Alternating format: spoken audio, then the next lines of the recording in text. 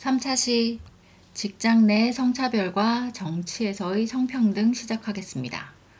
여성으로 태어나는 것이 아니라 여성으로 길러지는 것이다 라는 말을 들어보셨을까요? 작년 어버이날 만난 저희 엄마의 뜬금없는 질문이었습니다. 너희 애들은 왜 외할머니 친할머니라고 안 해? 그러곤 애들한테 외할머니라고 부르라고 하더라고요. 아이들은 외할머니 외삼촌을 배운 적이 없습니다. 할머니의 외할머니라고 부르라는 말이 의아할 수밖에 없겠죠. 요즘 아이들은 할머니 앞에 할머니의 특징이나 지역을 넣어 부르는 경우가 많습니다. 그래서 이런 걸 보면 양성평등 교육은 아이들만 받으면 되는 것이 아니라 성인도 받아야 되는, 다른 교육들도 그렇지만 양성평등 인권교육은 전생에 걸친 교육이 필요한 것입니다. 지금 여러분들이 교육을 듣고 조금씩만 변해주시면 감사할 일이죠. 왜? 세상은 빠른 속도로 변화하고 있는데 그 변화에 이런 교육을 듣고 내가 바뀌고 내 주변 사람들이 바뀌면 세상은 조금씩 더 변해갈 테니까요. 오늘 목차를 보시면 직장 내 성차별 알아보기, 직장에서의 평등한 언어, 정치에서 양성평등 알아보기로 진행하겠습니다. 성평등한 직장 문화는 왜 필요할까요? 개인적으로는 삶의 질 향상, 스트레스 감소, 동기부여 증가, 업무 몰입 증가가 있고, 사업장의 입장에서는 유능한 직원의 이직 감소, 직장 내 성희롱 성폭력 방지, 생산성 및 이윤 증가라는 이유가 있습니다. 그럼 성평등이란 성을 이유로 차별받지 않고 법률적 권리나 사회적 대우를 동등하게 받는 것, 직장과 가정, 일상 삶에서 성별에 관계없이 기회와 참여가 동등하게 주어지는 것이 바로 성평등입니다. 직장 내에서 성별을 이유로 고용, 임금, 승진, 해고 등에 있어서 차별적 대우를 받는다며 고용상 성차별로 볼 수 있습니다. 양성평등 기본법 제3조 양성평등이란 성별에 따른 차별, 편견, 비하 및 폭력 없이 인권을 동등하게 보장받고 모든 영역에 동등하게 참여하고 대우받는 것을 말한다. 남녀고용평등법 제2조 1. 차별이란 사업주가 근로자에게 성별, 혼인, 가족 안에서의 지위, 임신 또는 출산 등의 사유로 합리적인 이유 없이 채용 또는 근로의 조건을 다르게 하거나 그 밖의 불리한 조치를 하는 경우 사업주가 채용 조건이나 근로 조건은 동일하게 적용하더라도 그 조건을 충족할 수 있는 남성 또는 여성이 다른 한 성에 비하여 현저히 적고 그에 따라 특정 성에게 불리한 결과를 초래하며 그 조건이 정당한 것임을 증명할 수 없는 경우를 포함한다고 말하고 있습니다. 그럼 직장 내 성차별 사례를 한번 볼까요? 보면 구체적이고 무례한 면접이 있었습니다. 내용에 보면 면접 볼 때 출산이나 육아에 대한 질문을 받았는데 언제쯤 임신을 할 것 같은가? 그죠? 아니면 임신을 하면 뭐 아기를 낳을 거냐느니 아니면 육아휴직을 쓴 후에 복직할 거야, 복직에 대한 질문을 하기도 하죠. 이렇게 출산, 육아에 대한 질문에 대해 물어본 뒤 어린 자녀가 있다고 하면 업무 시간에 충실할 수 있는지와 맡길 사람이 있는지를 통해서 구체적이고 무례한 질문을 계속 받게 됩니다. 남성이라면 아이가 있더라도 이와 같은 질문을 면접에서 받지 않죠. 다음 두 번째의 성차별 사례를 보면 업무 배치에서의 차별이 있습니다. 근속 연수가 짧은 남성에게 주요한 업무가 맡겨지고 회의도 남성들만 따로 하는 등 회사 주요 업무에서 밀리게 되거나 남성이 다수인 업무가 연봉이 높게 책정되기도 합니다. 그 다음에 직장 내 성차별에 대한 사례입니다.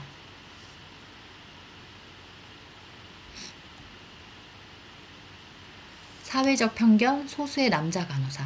여성 중심 시스템의 경우 간호사는 전통적으로 여성의 직업으로 제도와 시스템 또한 여성이 중심이 되어 남자 간호사에 대한 이해가 부족하며 다양한 차원의 차별이 존재합니다. 여성 위주 직업으로 오랫동안 해왔기 때문에 사소한 일에서도 차별이 존재합니다.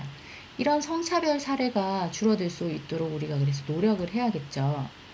그럼 우리가 사용하는 단어나 언어를 한번 볼까요? 성평등한 언어인지. 보면 성별에 따라서 역할을 구분하는 말들이 있어요. 무거운 건 남자가 들어야지. 탕비실 정리는 여직원이 해야지. 복사는 여직원이 해야지. 손님이 오시면 커피는 여직원이 타야지. 그죠? 그 다음 성차별적인 언어를 사용하진 않나 한번 볼까요? 남자가 이것도 못해? 여자치고는 잘하네. 여자가 그 정도 받으면 됐지. 이렇게 우리는 성차별적인 언어를 사용하고 있지는 않나요? 다음 성적인 농담이나 성희롱을 하고 있지 않나요? 성적인 농담은 의도와 상관없이 불쾌감을 주기도 하고 동료에 대한 신뢰를 무너뜨릴 수도 있습니다. 또 외모에 대한 평가를 하고 있지 않은지 스스로 한번 돌아볼 필요가 있습니다. 화장 안 했어? 아파 보인다. 옷차림이랑 나이랑 땅판인데 쟤는 왜 살도 안 빼? 이렇듯 우리가 아무렇지도 않게 하는 말들로 불평등한 언어로 상대방이 불만을 가지거나 자존감이 떨어지거나 그런 감정들이 쌓여서 이직을 결심하는 등을 하게 되면 회사의 불이익으로 영향을 줄지도 모릅니다. 그렇다면 직장에서의 여성은 항상 남성과 동등하고 평등할까요? 사실 일을 함에 있어서 어떤 상황에 내가 여자라서 또는 내가 남자라서 그런 하는 의문이 남으면 안 되는데 그런 일들이 종종 생기죠. 여성에게 생기는 그런 것을 우리가 유리천장이라고 하는데 이 유리천장이라는 말은 1979년 미국의 경제 주간지인 월스트리트 저널에서 처음 등장했고요. 유리천장 지수는 간부직 여성 비율, 임금, 경제활동 참여율 등 10가지 항목으로 산출하고 있습니다. 여성과 소수민족 출신자들의 고위직 승진을 막는 조직 내에 보이지 않는 장벽을 뜻하는 말이고 눈에 보이지 않지만 결코 깨뜨릴 수 없는 장벽이라는 경제 용어로 사용되고 있습니다. 한국은 많은 노력을 기울이고 있지만 아직은 일하는 여성에게 최악의 나라라고 조사되고 있습니다. 한국은 왜 최하일까요? 우측을 보면 여성 관리직이 비율이 우선 낮고요. 남성 대비 임금이 낮아서 임금 격차가 심합니다. 그리고 여성 기업 임원의 비율이 너무나도 많은 차이가 났고요. 의회 여성 의원의 비율도 낮습니다.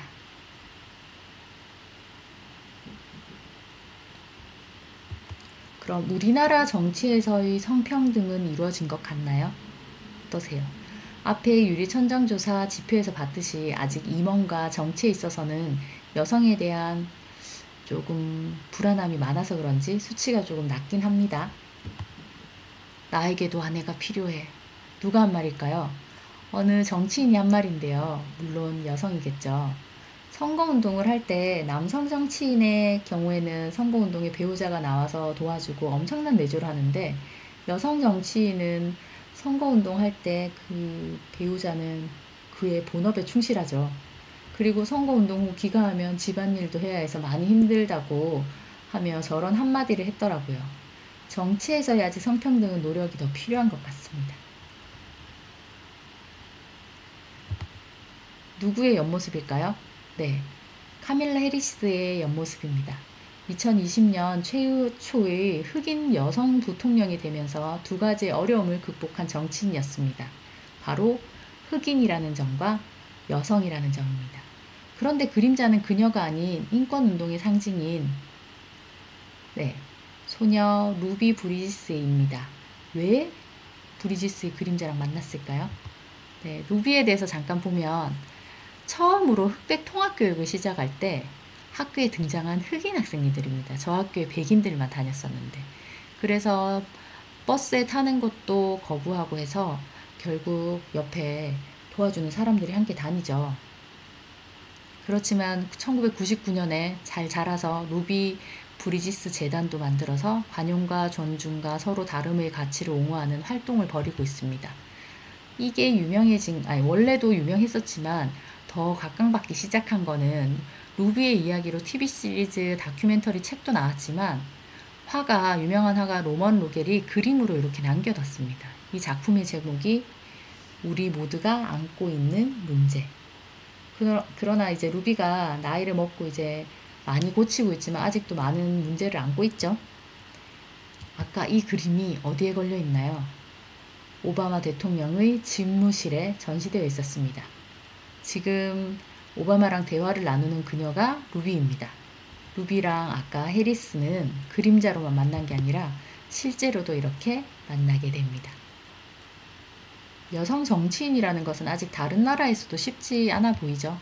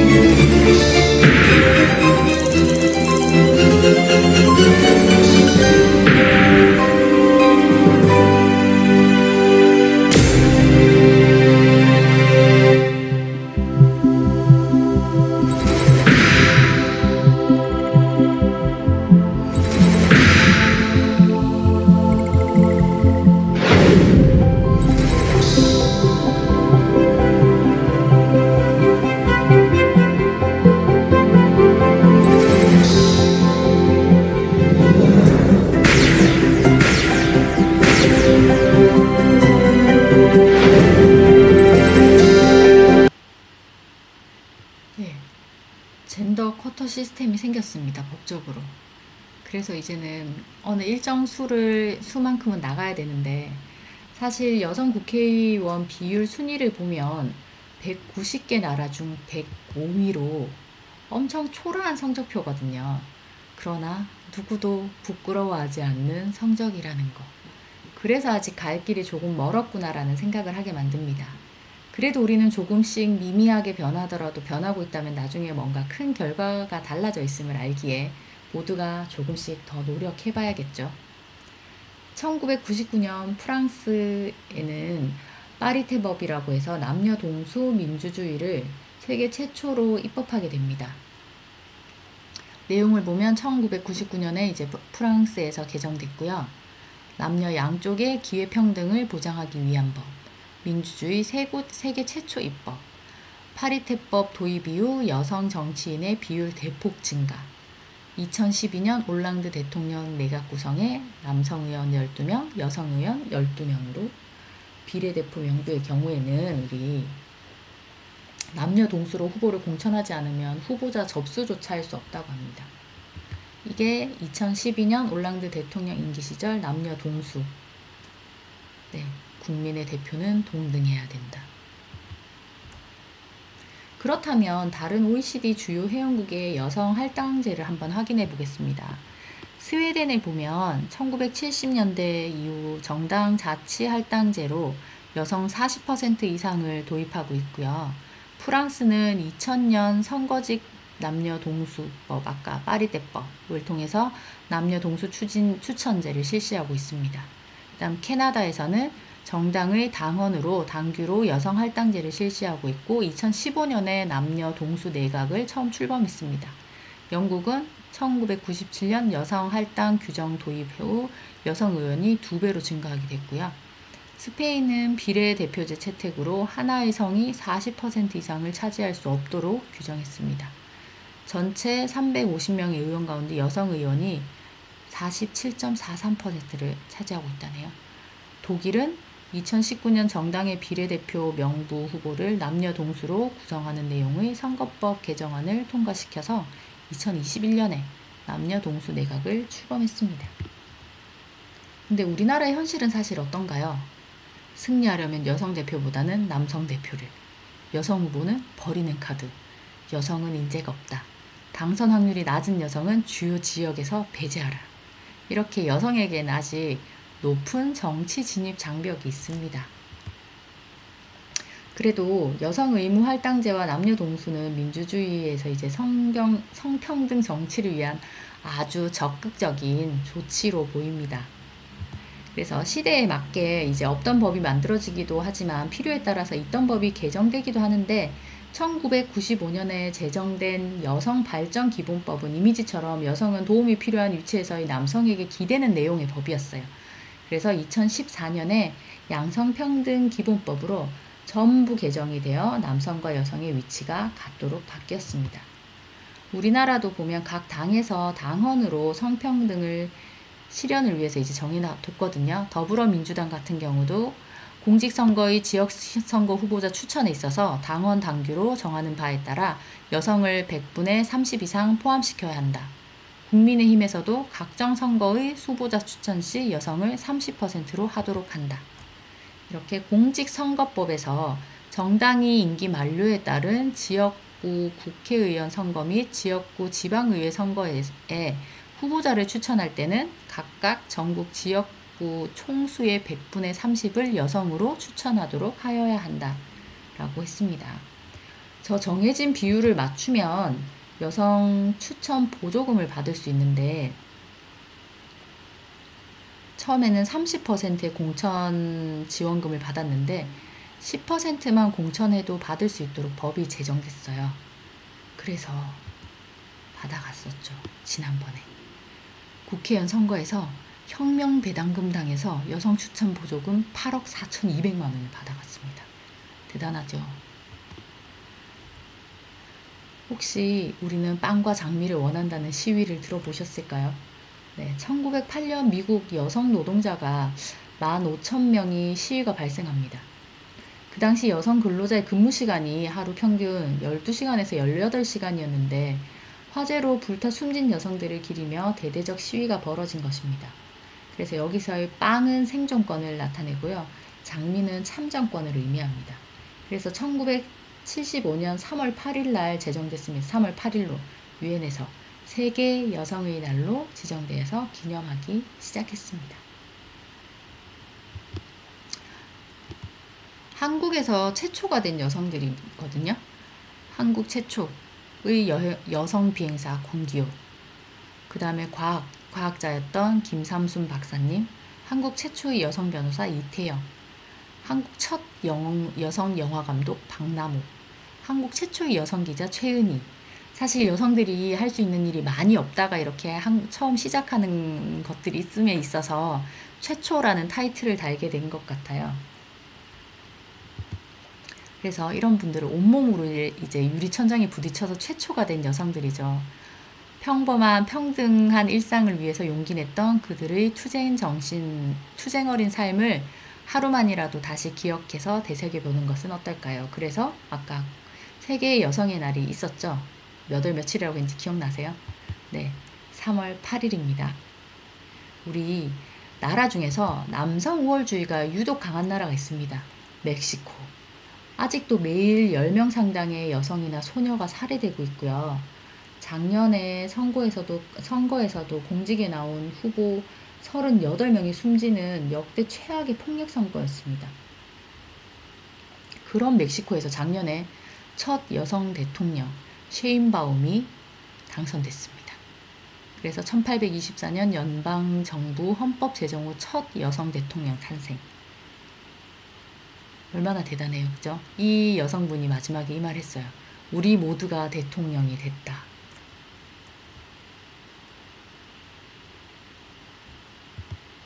톱니바퀴 하나하나가 여성이고 장애인이고 아동이고 노인이고 뭐 우리 각 구성원이라고 생각해 봅시다.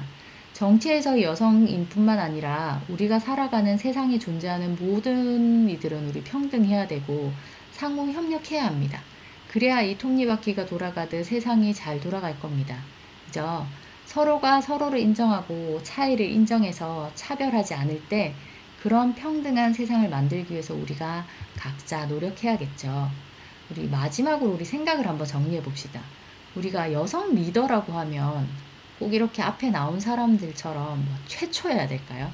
아니면 지금 이 화면에 뜬 것처럼 신사임당이나 엘리자베스 여왕 정도의 큰 일을 해야 될까요?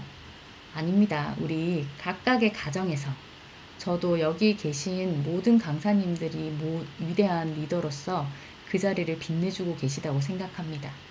지금처럼 반짝반짝 더 빛나시길 바라며 앞으로도 멋진 여성이 되길 바랍니다. 감사합니다.